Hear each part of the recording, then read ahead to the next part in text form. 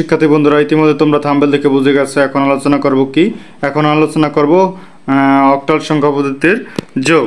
তাহলে অক্টাল সংখ্যা পদ্ধতি কীভাবে যোগ করতে হয় একটু ভালো করে খেয়াল করব। আমি এখানে কিছু সংখ্যা নিয়েছি 3 7 5 2 5।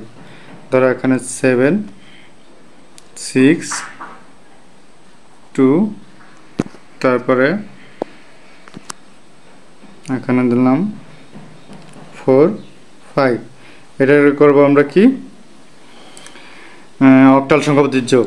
দেখো 7 এবং 5 যোগ করলে আসে আমরা জানি সাধারণত 12 অক্টাল সংখ্যা পদ্ধতি 12 বলতে এখানে পাচ্ছি আমরা 14 4 হাতে আমার 1, এই 6 এর 1 7, 7 আর 2 9।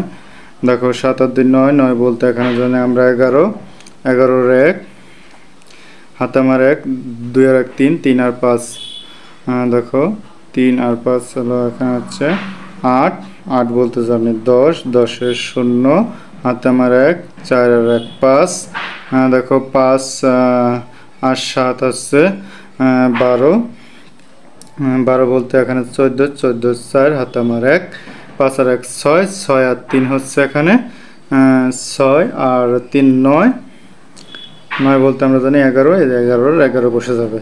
এই ছিল হাতের যোগ। আমরা এখন কিভাবে দেখবো যে ক্যালকুলেটরের মাধ্যমে কিভাবে করে। আমরা প্রথমে ক্যালকুলেটরটা অন করে নিই। দেখো এখানে অন করার পরে খেয়াল করবো একটু ভালো করে। তোমাদের সব ক্লাসে আমি বলে দিই, এখানে প্রথমে মোডটা অন করবা, 2টা মোডের টিপে দেওয়ার পরে তারপর দেখো এখানে 3 নাম্বার বেস আছে, তাই আমরা ক্যালকুলেটরে 3 চাপ দিলাম।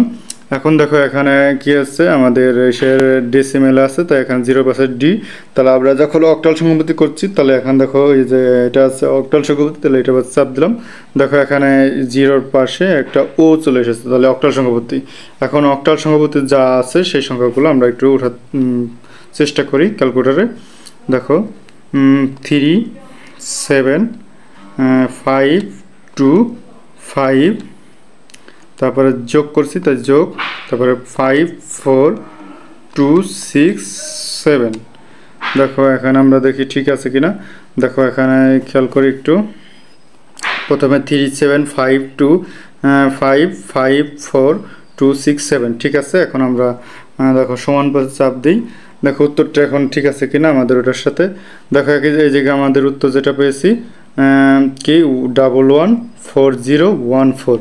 এই ছিল তোমাদের অক্টাল সংখ্যা পদ্ধতির যোগ কিভাবে করতে হবে। এই ধরনের ভিডিও পেতে অবশ্যই চ্যানেলটি সাবস্ক্রাইব করে পাশে থাকা বেল আইকনটি বাজিয়ে দিবে। আজ যারা করেছে তাদের অসংখ্যবার ধন্যবাদ জানাই। আর পরবর্তী ভিডিও দেখার জন্য অনুরোধ রইল। আজ এই পর্যন্ত, আল্লাহ হাফেজ।